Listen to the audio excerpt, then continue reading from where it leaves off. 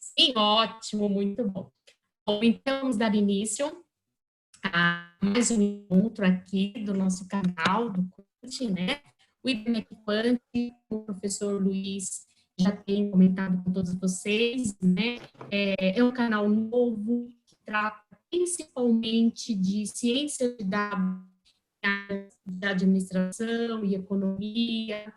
Então, hoje, fazendo o início, né, bem no começo ainda, e vamos ter uma participação muito especial, né, promovida aí por mulheres, né, lógico, nós somos a força aqui desse momento, né, Júlia? E a doutora Júlia, economista e especialista em ciência de dados nessas áreas. É doutora pela USP, trabalha atualmente no Banco Itaú, né? E também é professora acadêmica e tem ampla experiência nessas áreas, né? A ideia é fazer aqui esse momento, essa conversa, é principalmente para mostrar quanto essa área acadêmica ela está cada vez mais presente também dentro das áreas que nós julgamos, né, que não são necessárias. Então, dentro aí das empresas, dentro do know-how de comercial, empresarial, a ciência de dados, ela está cada vez mais presente e necessária, né? Então, temos aí a professora Júlia, doutora também, que vai nos explanar sobre esse assunto. Então, te passo a palavra e, primeiro, quero, né, agradecer por você estar aqui conosco, ter aceitado esse convite. Seja muito bem-vinda ao nosso canal. Legal, Patrícia, obrigada. Eu também estou com o vídeo desabilitado, eu acho que só o host consegue mostrar a imagem. Não sei se vocês querem ajustar isso ou posso só compartilhar meus slides também. Eu passo, aí o Luiz é quem vai ver isso, né? A priori você consegue, Júlia. Deve ter um botãozinho do lado do mudo, tem um botãozinho que é Start Video. O meu até desliguei. Isso, Luiz. Perfeito. Enquanto você está segurando isso, eu não consigo. Então, Patrícia, faz o seguinte, clica do lado do nome da Júlia, você deve ver na lista de pessoas aí a Júlia, né? Clica do lado do nome dela e muda ela para host. Peraí que eu preciso de ver. Ou se tiver em português. Mudei, Ju. Veja aí se agora temos a sua imagem.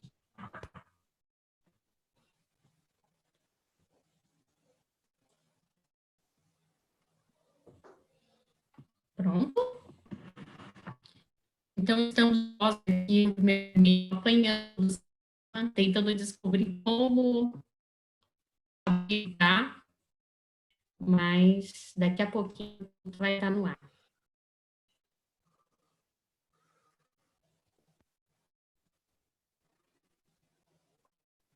Tudo bem aí?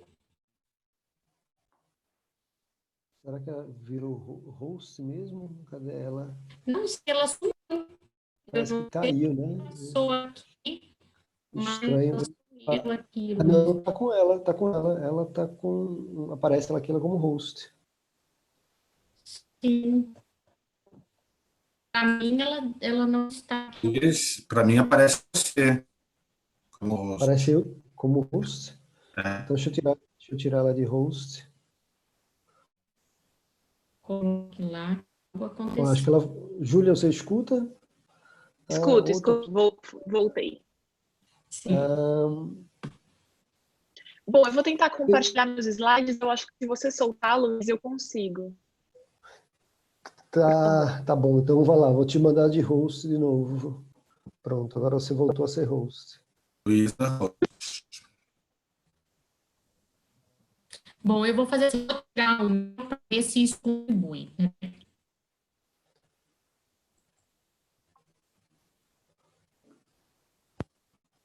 Perfeito. Vocês conseguem ver minha tela?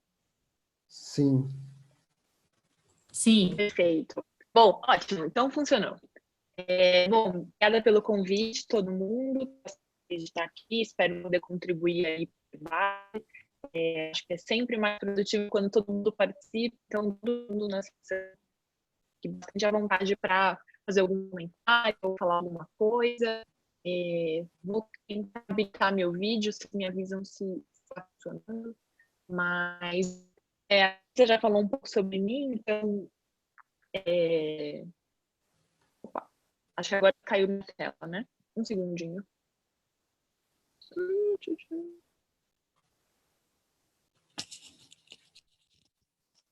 Pronto, consegue me ver. Sim. Beleza. Então, começando novamente, obrigada pelo convite, de você estar aqui. Se alguém tiver alguma pergunta, algum comentário, quiser falar alguma coisa, se completamente à vontade para me interromper. Acho que é mais produtivo quando todo mundo interage e não fica só um monólogo. Bom, a ideia, assim, bom, me apresentando, primeiro, antes de começar a falar sobre ciência de dados, como a Patrícia falou, eu sou economista, sou formada pela FEA USP, fiz minha graduação, mestrado e doutorado lá, e além disso, além da acadêmica, tem esse lado de mercado financeiro, eu atualmente sou economista na equipe macro do Itaú BBA, eu sou responsável pelas projeções de inflação lá, então eu espero poder contribuir aí para o debate, trazer algumas ideias novas e motivar vocês, tentando juntar um pouco aí desse panorama, tanto da academia quanto do mercado de trabalho, no meu dia a dia, né, como economista, e como que a ciência de dados acaba permeando tudo, desde da parte mais acadêmica, da pesquisa mais pura, até mais o dia a dia, comprar ou vender ativos, dar mais dinheiro.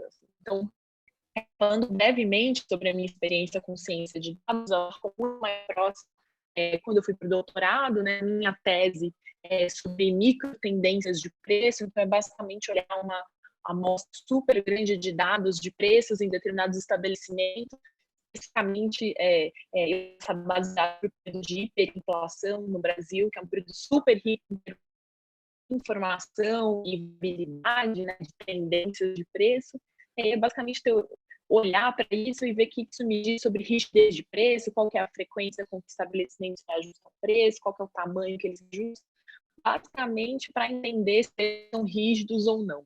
Uma ideia do debate, acho que essa deve ser uma das coisas que mais divide economistas, é o quão flexível é o nível de preço, e basicamente essa flexibilidade está muito atrelada à eficácia de política monetária e política fiscal, né? Ou seja, é uma pergunta super essencial para a ciência econômica, é um debate aí que já vem há séculos entre várias escolas de pensamento, e basicamente quem ajuda a gente a saber isso é a tecnologia de dados, é conseguir olhar para microdado, é ter a capacidade de software e de análise para poder olhar para isso. Então, é um bom jeito aí de você ver como que recentemente, com a tecnologia, a gente consegue, pelo menos através da ciência, por fim, ou embasar debates históricos aí no campo da economia. Além disso, eu também tenho bastante contato com a parte de ciência de dados no meu dia a dia no trabalho, né? Então, como eu sou economista, para a parte de inflação, tem uma demanda super grande, não só no banco, mas em várias instituições financeiras,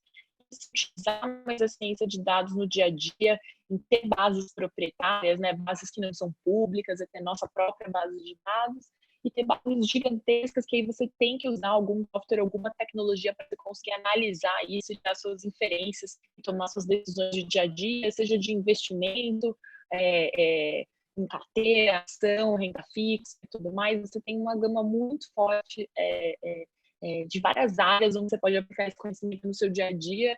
E aí, se você quer achar um propósito para tudo isso, cada área tem o seu ganho, né? Então, bom, a ideia aqui, então, é discutir basicamente um pouco da relação que a economia tem com o Big Data, né? O que é o Big Data? Pensa em uma base de dados que, historicamente, a gente teve alguma limitação para análise de dados, né? Seja pelo software que a gente usa, então o Excel tem um número limite aí de colunas e linhas que você consegue usar, só que cada vez mais você começa a ter essas bases de dados que são enormes, super dadas. Pensa que você tem dados econômicos que são manuais, mas, por exemplo, se você está olhando para dados de finanças, dados do mercado financeiro, preço de ativo, volume negociado, esse dado está disponível basicamente a cada segundo. Então, você pode aumentar o seu T da sua base de dados, para sair de um T anual, diário, e até ir na escala do segundo. Então, você tem base muito rica para isso. Não só o T da sua base de dados aumenta, então não só o número de observações no tempo aumenta, mas o número de observações no cross-section aumenta, ou seja, seu Nzinho, né? Quantas variáveis você observa a cada segundo. Você tem preço de ação, você tem o volume negociado, você tem quantidade de venda, quantidade de entrada, e por aí vai, só para dar algum exemplo de muitas colunas, vai para a base de dados. Então, você tem acesso a um dado muito rico, né? E não só ele é público, ele pode ser dado da própria empresa. Então, pensando numa Netflix da vida, né?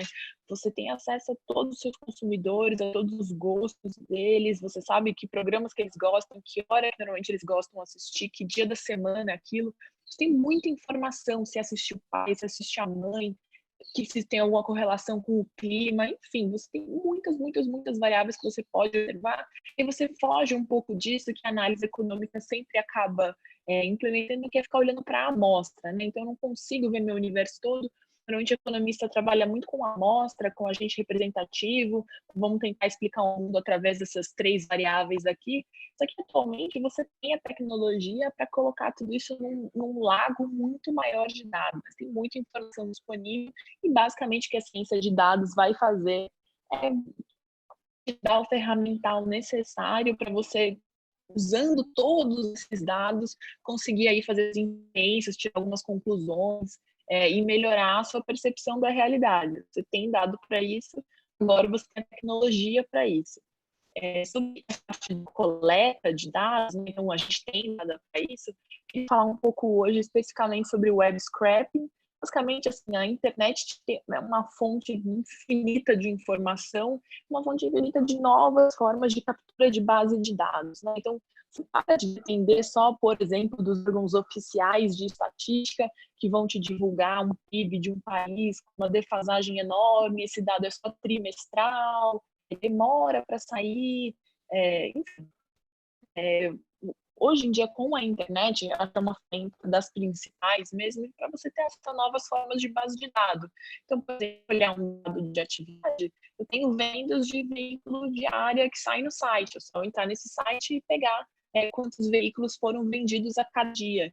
Então, especialmente numa situação como a gente está vivendo agora, por exemplo, o PIB do país, o PIB do primeiro trimestre, ainda vai demorar quase um mês para isso, só que o choque da pandemia e o choque da desaceleração da atividade já aconteceu 2 meses atrás. Eu quero ter alguma coisa bem mais high frequency, uma coisa com uma granularidade muito maior para eu entender o que está acontecendo. A internet é uma ótima ferramenta para isso, ou seja, extrair dados que estão públicos, disponíveis na internet, é uma das melhores ferramentas aí para ter uma base de dados muito mais rica, com uma frequência muito maior e muito mais atualizada, né? Qual que é o problema disso? Às vezes é difícil extrair esses dados na internet, né? Estão em páginas que ficam mudando, muita informação no meio, eu quero pegar só um número específico e eu quero tornar esse processo o mais automatizado possível, né? Eu não quero todo dia ter que entrar no site e copiar basicamente que o web scraping vai fazer isso. Funciona não só para número, ele funciona para uma infinidade de bases de dados. Acho que é uma das ferramentas mais bacanas para a gente olhar em como construir a nossa própria base de dados, e uma base de dados potencialmente melhor do que estão publicamente disponíveis e tudo mais. E essa base de dados que você vai pegar da internet, não necessariamente é só um site, né? Pode também ser uma imagem, então eu posso olhar para pixels de uma imagem e também querer fazer alguma análise, ou, por exemplo, saindo, a gente falou bastante aqui de mercado financeiro, de dados de atividade, fazer previsão econômica, mas até na área, por exemplo, de história econômica, né? Entender historicamente como é que é a distribuição de terras no país. Para isso, eu acho um censo de 1800 e bolinha, que tem todas essas informações daquela época e tudo mais. Isso é ótimo, né? Isso é um ponto de partida ótimo para fazer uma série de tempo de distribuição de terra ou de desigualdade de renda, algo do tipo, né? Só que, enfim, aí teve uma alma boa que foi lá e digitalizou aquele caderno super antigo e amarelado, né? O que eu preciso? Eu preciso de alguma tecnologia que seja capaz de olhar para todas aquelas páginas desse livro aí super antigo e eu conseguir extrair alguma informação dele, consiga digitalizar essa informação e colocar essa base de dados em um formato onde eu sei trabalhar, né? Basicamente, colocar isso num formato de linhas e colunas, tabular esse dado, né? E essa tecnologia de ciência de dados também te permite isso. Então, é todo um mundo novo de base de dados e acesso à informação que você abre a partir do momento que você consegue automatizar isso, tornar o processo muito mais user-friendly no final das contas, né? E aí é isso, né? Não precisa ser só números, a sua base de dados também podem ser palavras, né? Então, pensa em comunicações oficiais de um presidente, de um congressista, de uma autoridade monetária, você tem muitos textos, e textos têm bastante informação também, né? Eles também têm uma menção, eles também têm algum significado. Você pode transformar esses textos também em números, também consegue tabular eles ou tirar alguma conclusão mais automatizada, né? Óbvio que o presidente vai lá, fala uma frase, e você consegue falar, essa frase foi positiva, essa frase foi negativa. Mas a gente quer fazer isso em larga escala, né? Eu quero olhar todas as comunicações recentes e atribuir uma nota para isso. Eu quero ler todos os jornais que saíram hoje e falar, será que eles tiveram um tom mais positivo ou um tom mais negativo? Quero ver como é que está essa análise de sentimento. E aí só a ciência de dados é capaz de fazer você lidar não só com transformar palavras em números, mas também transformar esses números numa análise mais robusta de sentimento para tentar explicar isso.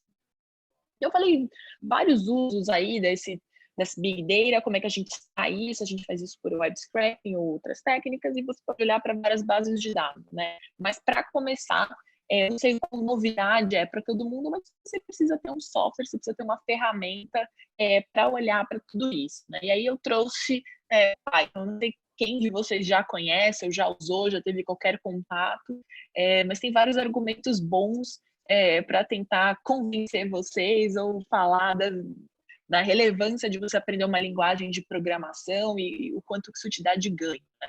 Python é uma linguagem das mais recentes, mas tem cada vez sendo mais utilizada. Tem várias vantagens de você lidar com esse tipo de tecnologia. É super amigável à programação, você consegue fazer análise de dados e olhar, né, no meio do seu código o que você está fazendo, então você não fica naquela caixa preta usual da programação, você consegue comentar o seu código, você consegue interagir com outras ferramentas, importar dado do Excel, exportar dado, baixar dado da internet, enfim, você tem um monte de facilidades que o próprio software te dá, e esses gráficos aí de baixo te mostram como que é uma linguagem cada vez mais utilizada, né? Então ele mostra como historicamente o Pandas, né, que é um dos pacotes que o Python tem para análise de dados, está ganhando em relação ao MATLAB ou ganhando em relação ao R. Várias dessas linguagens são pagas, então tem até o custo, por exemplo, é o caso do MATLAB.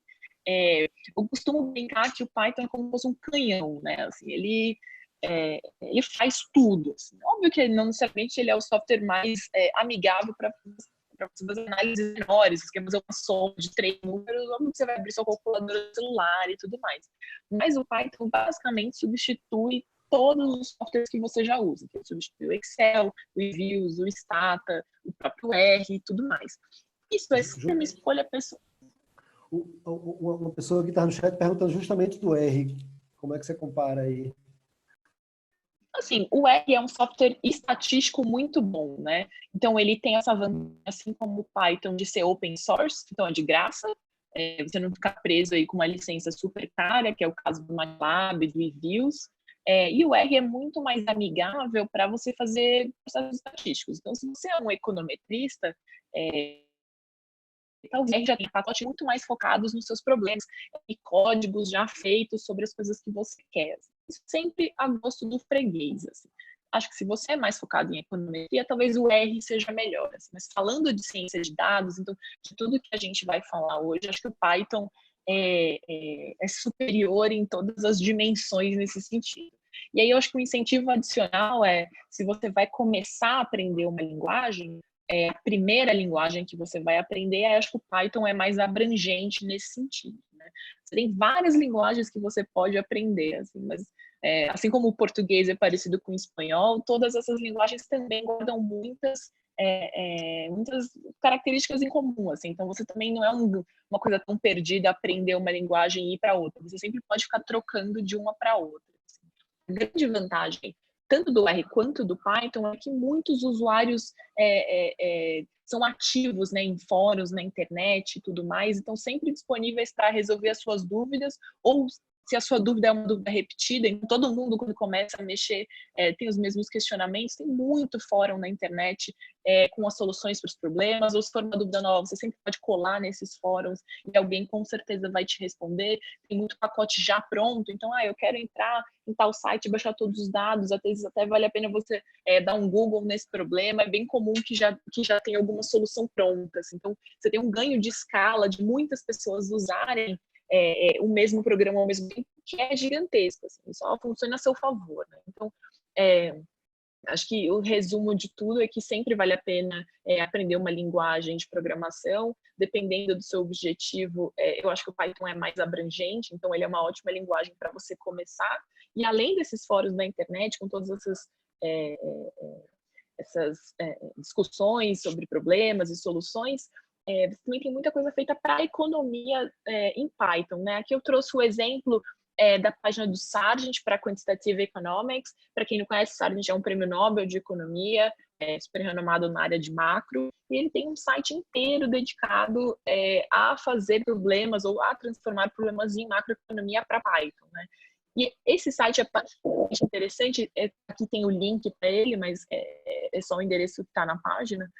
Ele é particularmente interessante porque ele começa bem do zero, né? Então, o primeiro ponto que ele te traz é como que eu baixo o programa, que extensões que eu preciso baixar, como que eu mexo, como que é a melhor interface para eu interagir com essa linguagem. Então, ele começa bem do começo, assim. Então, se você tem interesse em aprender uma linguagem de programação, recomendo bastante esse caminho, até porque ele vai desde o começo e depois te dá vários exemplos aplicados exatamente para a área de economia. Então, acho super interessante e tudo mais. Bom, aqui é um gráfico, ele está até desatualizado, ele está cada vez mais seguindo essa tendência aqui, mas é de um paper que saiu na American Economic Review, e é só para ilustrar, olhando para papers que são publicados nessa revista, né, e que usam base de dados, como que o fato de você usar uma base de dados que é privada ou proprietária, né, ou um dado que é só seu, tem cada vez crescido em importância, né? Pensa num dado público como o PIB que o IBGE divulga, né? Todo mundo tem acesso a esse tipo de dado. Basicamente, o mundo é grande, então todo mundo já fez todas as contas possíveis com esse tipo de dado, né? A graça está em você ter muito mais granularidade de dados, né? Então a graça está em não olhar só para coisa mais agregada, mas conseguir olhar para determinado indivíduo em determinado período de tempo. E esse dado ser só seu, né? Esse dado pode ser só seu porque você foi lá e fez um web scraping diferente que te deu acesso a esse tipo de dado, ou porque você é uma empresa e você está olhando para todos os seus consumidores ou alguma coisa do tipo, mas uso de Big Data, especialmente Big Data que é privada, ou que você que construiu a sua própria base de dados, está cada vez ganhando muito mais espaço na ciência econômica, para não dizer que só ela tem espaço hoje em dia nos estudos mais de ponta, né? Então é basicamente isso, né? Assim, tem muitas vantagens em você usar a base de dados grandes em economia, em aplicar a ciência de dados para fazer as suas análises. Então, você consegue track melhor tendências de economia, você consegue forecast melhor a sua variável, você tem mais variáveis explicativas para isso, né? Quando você olha para um dado em painel, ou seja, eu tenho vários indivíduos ao longo do tempo, quanto mais observações, eu sempre vou ter ganhos assintóticos disso, eu tenho frequência muito maior para os dados, enfim, tem muitas vantagens, né? Aqui, eu acho que queria só chamar a atenção para esses últimos 2 pontos aqui das vantagens. Não sei se todo mundo está familiarizado com o termo de experimento natural, mas quando a gente usa esse termo em economia, quer dizer, basicamente, pensa que eu preciso achar um momento no tempo onde houve uma descontinuidade, né? Isso é um experimento natural.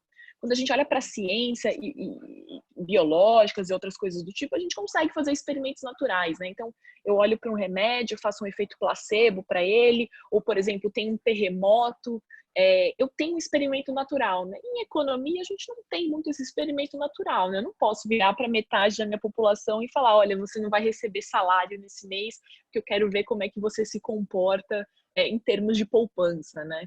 Então, quando a gente olha para dados agregados, a gente tem muita dificuldade em ter experimentos naturais na área de economia, né? Só que quando a gente tem acesso a Big Data, a gente consegue meio que aproximar isso a um experimento natural, né? Então, olhar para coisas bem específicas, num determinado período de tempo e falar, bom, o que aconteceu aqui foi de fato esse choque, nada mais interferiu nisso, né? Pensa, por exemplo, eu tenho uma série de um preço de petróleo, e eu tô lá observando ela segundo a segundo, tudo.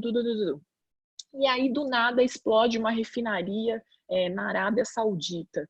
Naquele exato momento, todos os outros fundamentos do petróleo estão constantes, né? Não está mudando meu estoque, não está mudando minhas decisões geopolíticas mais agregadas, não estão mudando, está tudo parado. O que aconteceu naquele instante de tempo? Foi só essa explosão da refinaria. Então, eu consigo capturar o que foi exatamente o impacto desse evento isoladamente, meio tentando imitar essa ideia de um experimento natural, e eu só consigo isso se eu tenho acesso a uma base de dados com uma granularidade muito maior do que é usual, né? E aí o último ponto dado que eu tenho essa base de dados enorme, com bastante potencial, eu posso aplicar novas técnicas de estatística, então novos modelos, com um grau de previsibilidade muito maior e fazer algum tipo de machine learning nesse dado, né? Então vamos usar essa quantidade enorme de dados, essa quantidade enorme de impulsos e respostas aí, para tentar aprender alguma coisa, para treinar um modelo de previsão que potencialmente é muito melhor do que os modelos que a gente está acostumado, ou rodar um MQO, ou extrapolar uma média, ou calcular uma tendência linear ou quadrática, mas fazer uma coisa muito mais elaborada em relação a isso.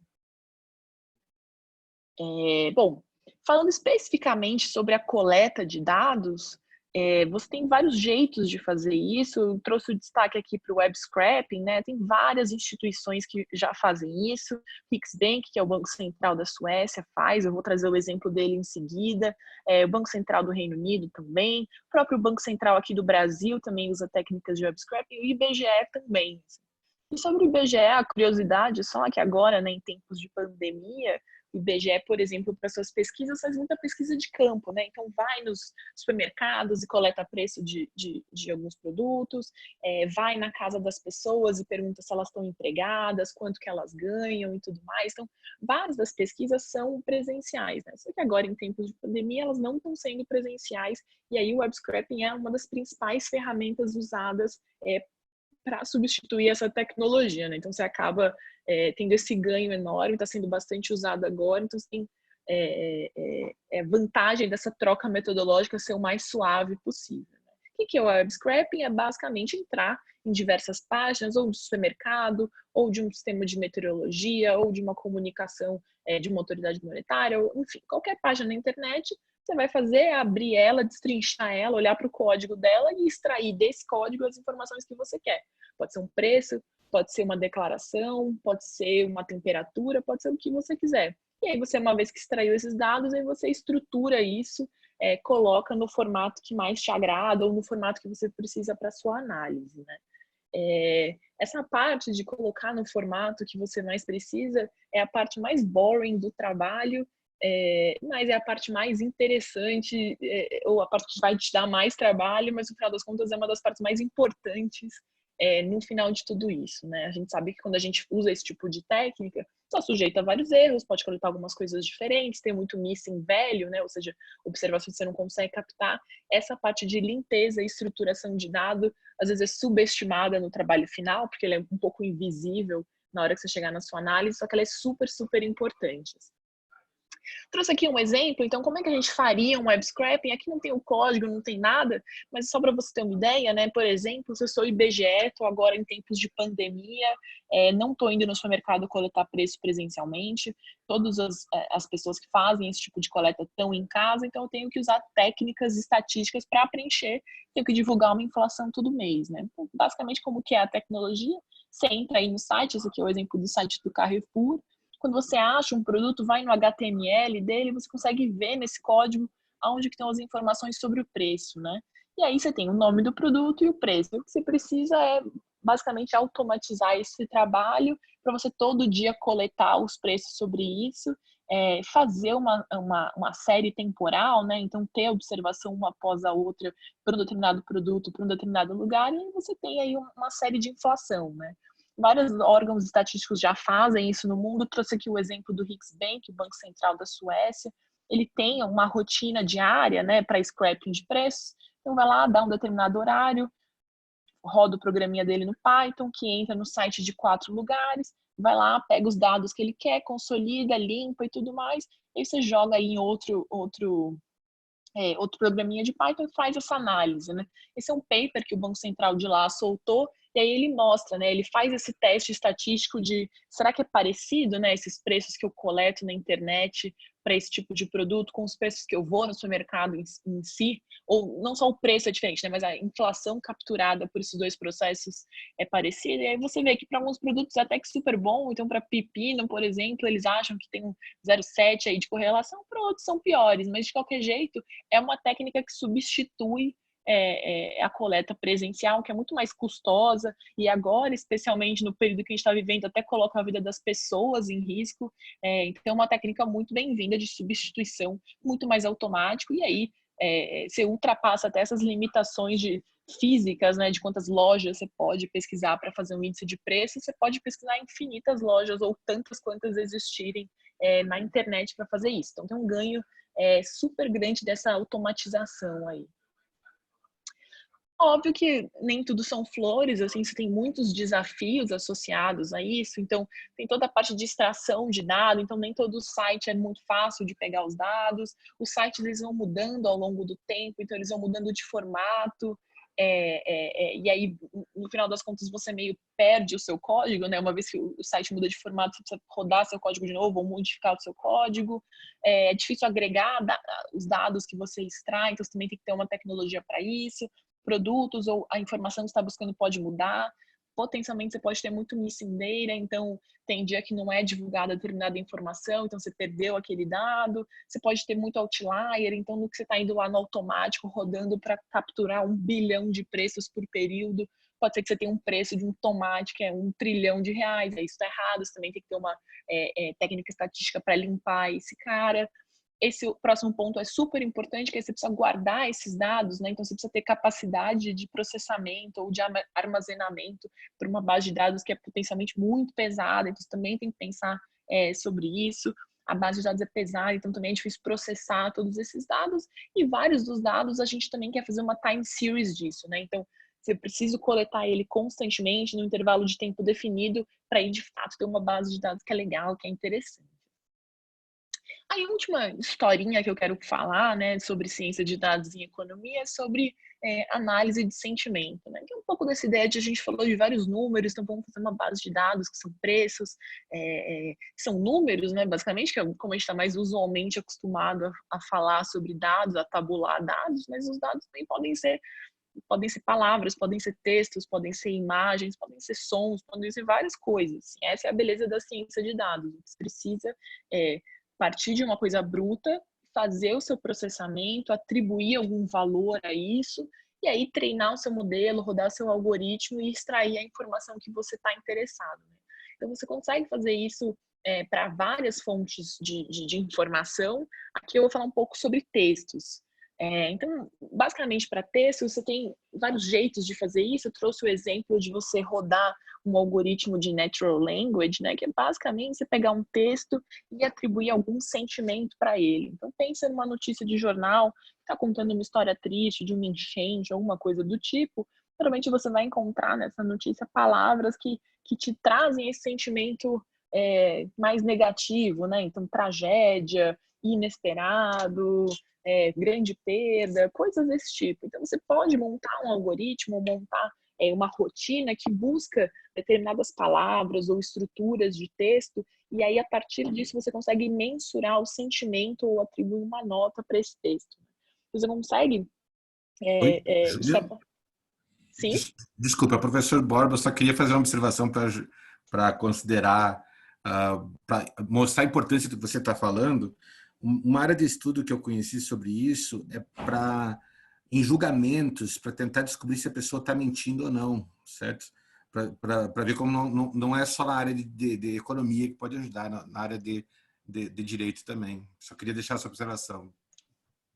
Legal, legal. Assim, tem tem uma parte quase ética sobre falar, sobre basicamente machine learning, né?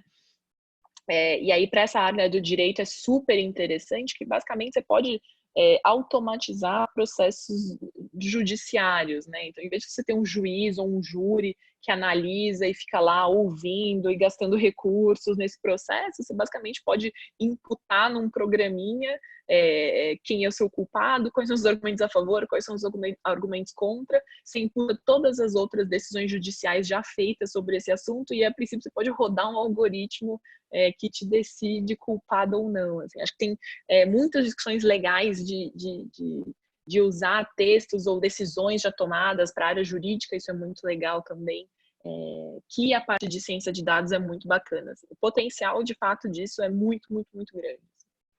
Aí eu trouxe, puxando lá de volta para o lado da economia, um exemplo de aplicação prática, né, dessa parte de análise de sentimentos.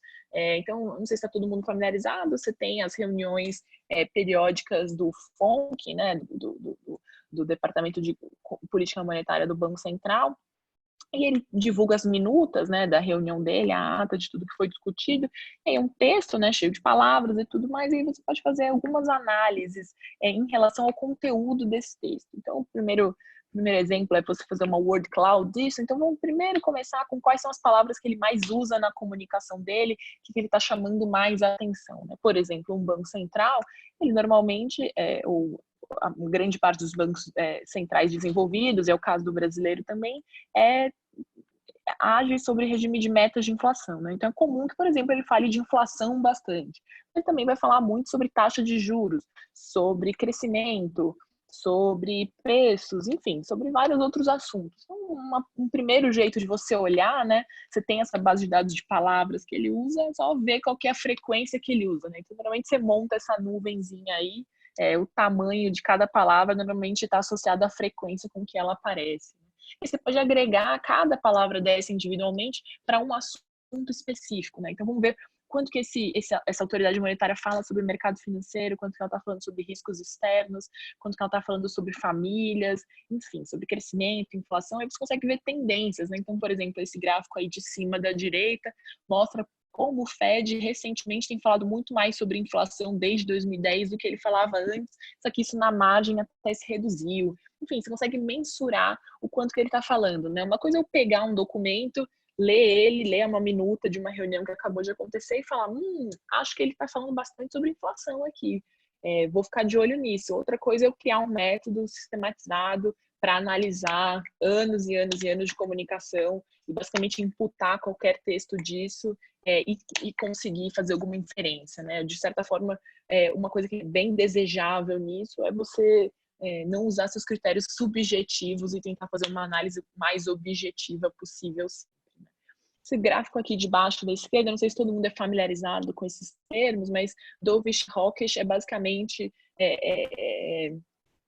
um termômetrozinho, uma classificação para você falar se um banco central é mais pró-cortar juros, é mais dovish, ou está vendo condições financeiras mais apertadas, ou no sentido de elevar a taxa básica de juros, é mais hawkish, né? Eu posso basicamente criar um termômetro desse com base na comunicação dele, ver o sentimento dele, ver se ele está mais pró-cortar juros ou pró-subir juros, e basicamente inferir próximos movimentos da taxa de juros, né? Que é o que esse gráfico da direita de baixo me mostra, né? Tem essa análise de sentimento da autoridade monetária, eu sei quando ele está mais pró-subir juros ou pró-cortar juros, e a correlação que isso tem com a taxa de juros efetiva, né? Com a Fed Fund, você vê que anda muito junto.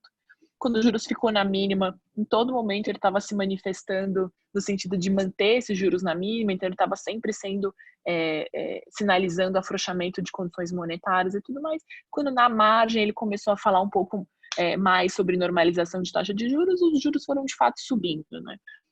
Isso é um jeito super automático e legal de você ilustrar uma coisa que é muito mais complexa, e o interessante é que tem muito dinheiro para ser ganho nisso, né? Imagina então que uma autoridade monetária solta o texto dela, solta uma ata de reunião. A gente sabe que teve reunião do Copom na semana passada, então o Banco Central foi lá, diminuiu a taxa de juros, fez um corte de 0,75, hoje em dia a Selic aqui é 3%.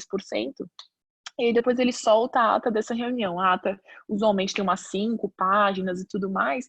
Imagina assim, na hora que ele solta esse documento, eu consigo pegar ele, colocar ele no meu algoritmo e rodar um programinha que me dá aí uma análise de sentimento para isso 1 segundo depois desse documento sair, né? Eu tenho uma vantagem comparativa enorme em relação a todos os meus outros competidores que estão lendo o texto com aquela morosidade, para, grifa, entende, bastante sujeito a parte subjetiva, né, de eu achei que foi pior isso aqui, eu achei que foi melhor, mas você tem um método sistematizado para isso, você tem um ganho enorme, assim. Então, essa é basicamente a ideia desse slide, então é mostrar, ilustrar um dos muitos usos que você pode ter de análise de sentimento na ciência econômica, como que isso pode ser muito interessante do ponto de vista de política monetária e também super aplicável no dia a dia, no mercado financeiro, especificamente, se você quer ganhar dinheiro, é uma ferramenta super útil. Assim. Acho que eu vou terminar por aqui a parte da apresentação.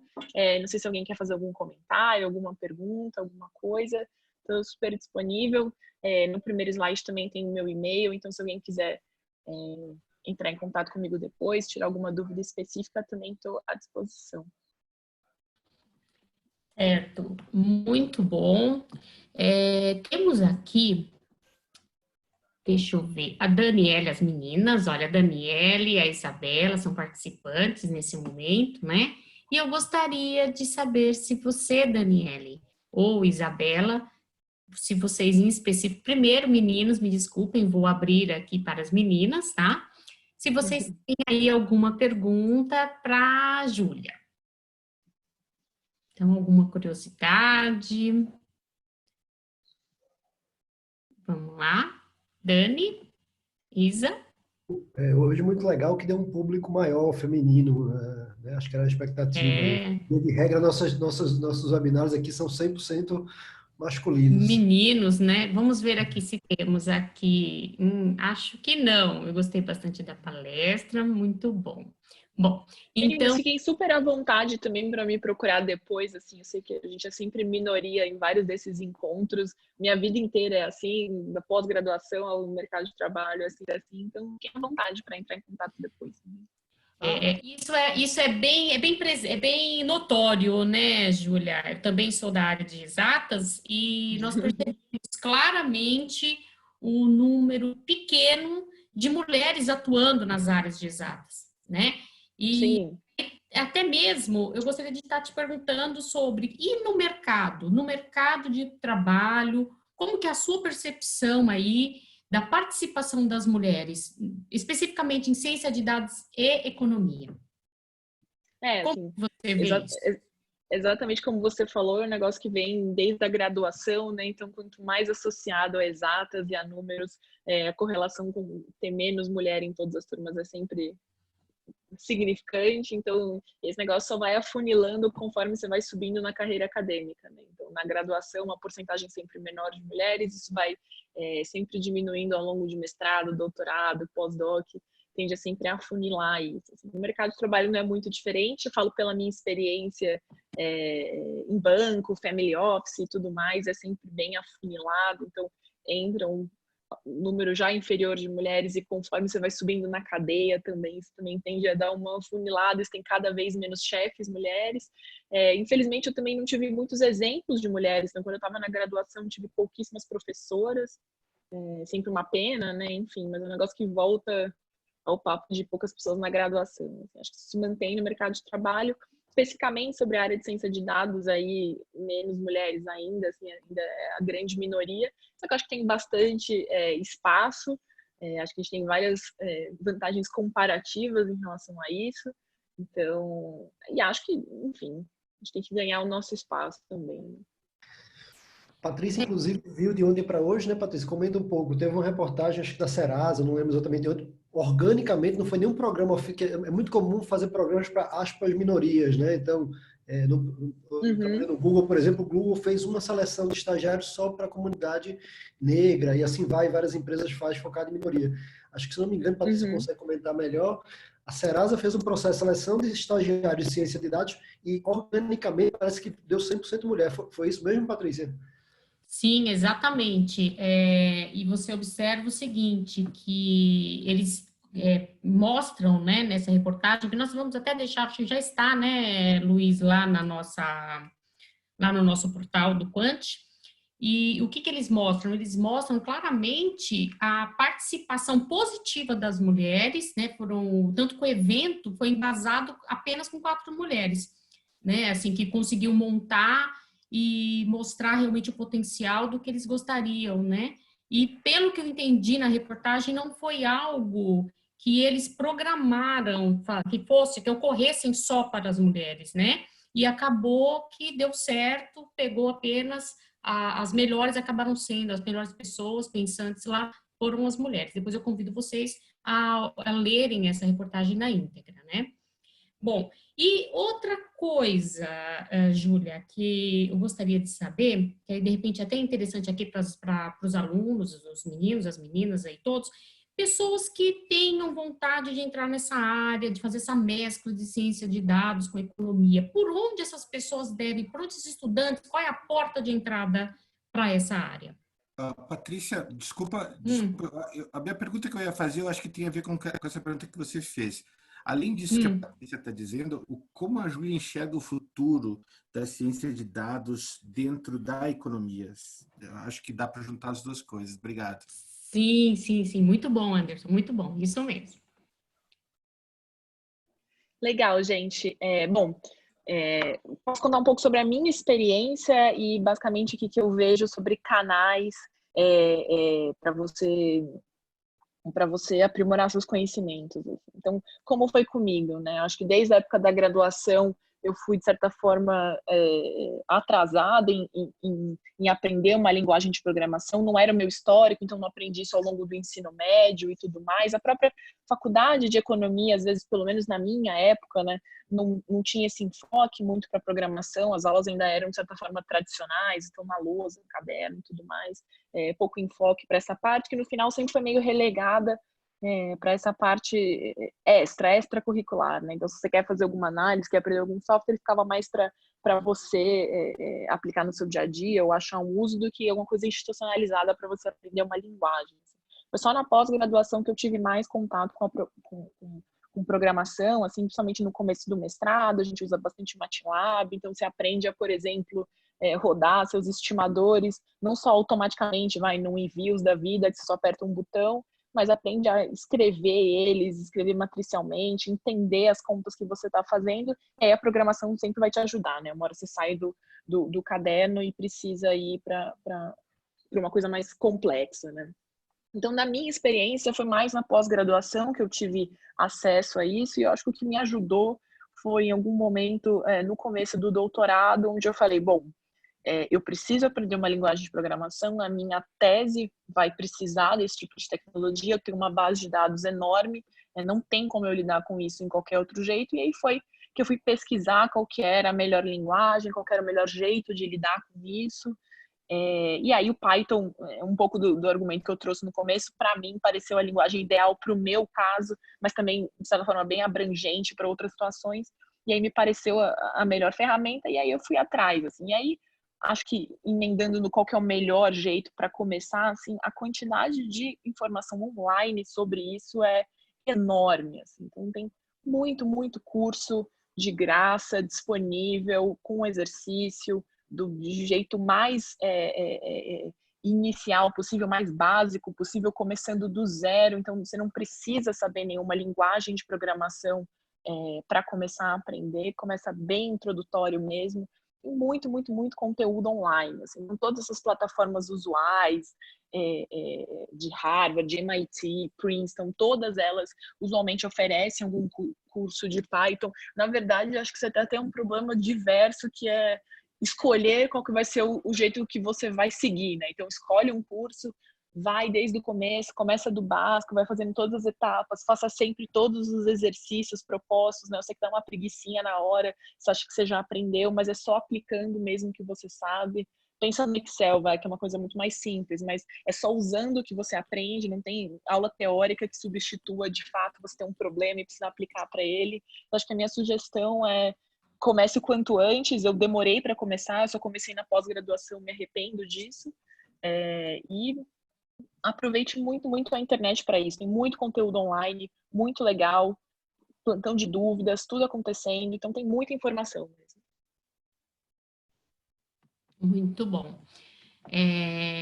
Bom, e os meninos aí, Ariel, Fernando, Gabriel, vocês trazem alguma pergunta, alguma curiosidade, alguma pergunta para a Júlia?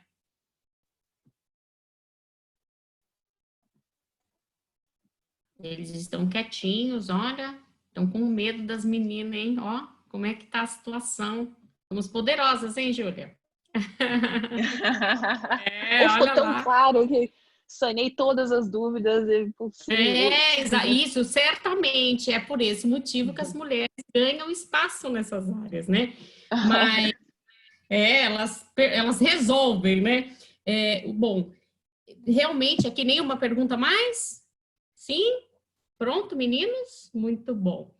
Bem, então, Júlia, venho a te agradecer, foi muito bom, foi um bate-papo muito esclarecedor, excelente, desse modo, dessa maneira que nós podemos aí estar mostrando para, não só, a gente brinca, né, falando das meninas, tudo, porque somos mulheres e sabemos do baixo índice de mulheres participando das áreas, né, então a gente brinca aqui, mas não, essa informação, ela é para todos os estudantes da área de economia, administração, e que queiram e que percebam o valor de você aprender ciência de dados o quanto antes, porque é por meio disso que você vai conseguir enxergar o futuro, que você vai conseguir prever, e que você não vai se deixar enganar por apenas informações que alguém montou e colocou na tua frente, mas você vai conseguir investigar, verificar e estar à frente no conhecimento. Então, por esse motivo que é extremamente importante aprender essas técnicas,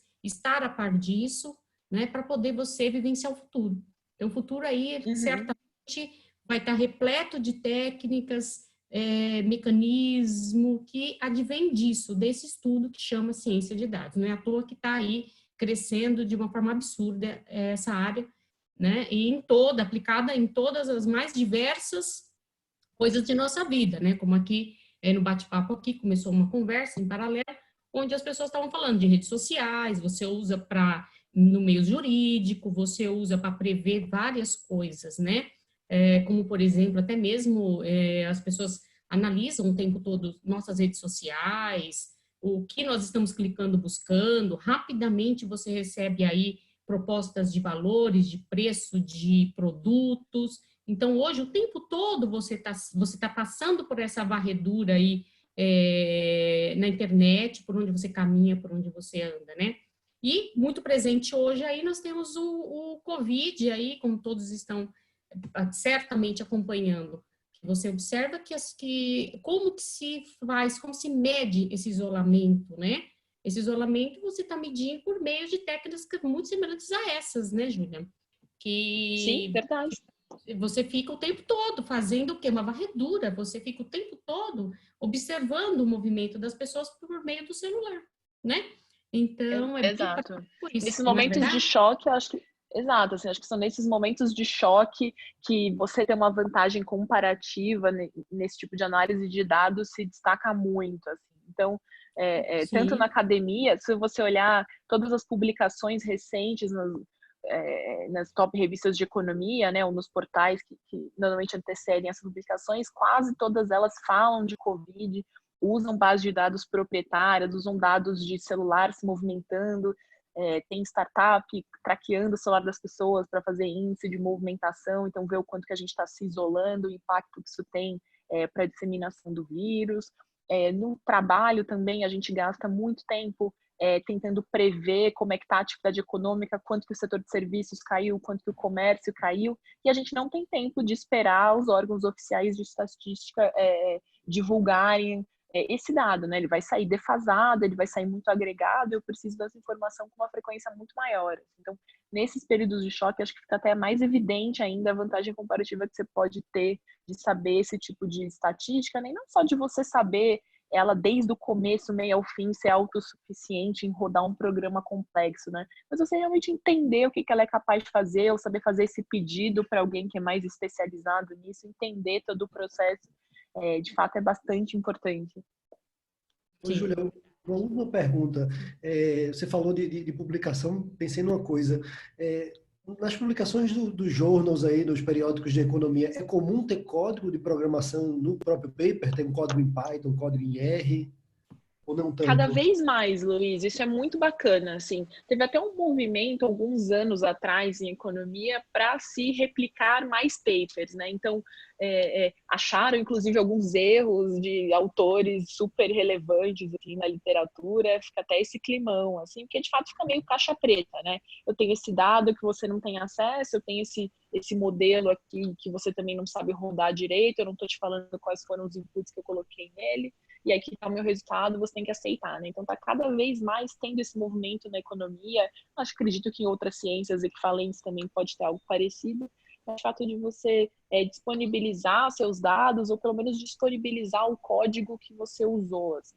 Para quem quiser replicar ou mudar parâmetro possa fazer isso, é porque a tecnologia está aí, todo mundo tem acesso ao software, né? Acho que a grande beleza desse tipo de tecnologia, de Python, R, tudo mais, é ser open source, é de graça. Quem faz código normalmente sempre compartilha, né, o código que rodou, então dá esse ganho aí para outra pessoa, não precisa começar do zero e quebrar a cabeça. Acho que essa troca de informação é muito, muito rica e leva muito a ciência para frente, né, no final das contas. E até um passo atrás, né? Ou seja, economista que não tem uma base matemática e não tem conhecimento de linguagem de programação não consegue ler nem paper econômico, né? Ou seja, o cara não consegue ler equação, não consegue ler código, a grande maioria dos papers o cara não consegue, então...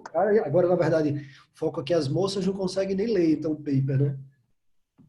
Verdade, assim, às vezes tem essa dificuldade de que você não gasta ou não investe, né, seu tempo em aprender uma linguagem de programação, aprender cálculo, aprender estatística e tudo mais. Aí quando você chega depois, seja no mercado de trabalho ou na vontade de fazer uma pós-graduação, você vai ter muita dificuldade em entender a literatura, né? Você não vai conseguir ler um artigo. Para mim, assim, eu sempre brinco que às vezes você chega numa hora, né, na sua vida que você está aprendendo coisas tão difíceis e tão complexas, você não faz a menor ideia de onde você vai usar isso, né? Você já tem dúvida se você vai usar Pitágoras na vida, ainda mais cálculo diferencial e tudo mais. Você chega num momento que você pode ficar até meio perdido, né? Mas acho que a grande vantagem disso tudo é você aprender a aprender, né? Então, você pegar um artigo dos mais complexos e falar, não, eu vou ler isso, eu vou aprender, tá? Toda a informação que eu preciso tá escrito aqui, eu vou ler com carinho, eu vou usar tudo que eu já aprendi na vida e vou aprender esse modelo que a princípio me parece muito complexo, né? Então, você tem muitos ganhos que você não consegue nem mensurar direito, mas que de fato vão se acumulando em você e vão te dando essa musculatura lá para frente. Então, assim, tanto Pitágoras que se fala mal e até Bhaskara, que o pessoal desde o segundo grau fala, para que diabo eu uso isso? Quem não souber onde usar, nos cursos que a gente começa a ter agora de Machine Learning, inteligência artificial, a gente vai usar muito claramente, tá? E desde esse básico até formas mais avançadas de encontrar raiz, de calcular distâncias em espaços multidimensionais. Então, é coisa que a gente fala, puta, nunca usa sim, vamos mostrar exatamente onde. Mas acho que é papo para outras conversas aí. Júlia, muito bom. Patrícia, quiser fazer um encerramento aí, obrigado. Aí, acho que coube exatamente do horário. A gente mudou um pouquinho o horário, porque teve uma reunião excepcional aí do IBMEC, mas legal que deu para todo mundo se encaixar aí. Sim. Júlia, aqui é o Borba. Muito obrigado, tá, Júlia? Eu agradeço. Valeu, gente. Obrigada. Precisando de qualquer coisa, estamos aí. Espero ter ajudado vocês aí. Sim, muito obrigada, Júlia. E esperamos receber você em outros momentos aqui conosco, aqui nesse canal. Tá bom? Muito obrigada. Pessoalmente, né? Isso, com certeza. Tchau, tchau. Valeu, gente. Obrigada. Nada. Valeu.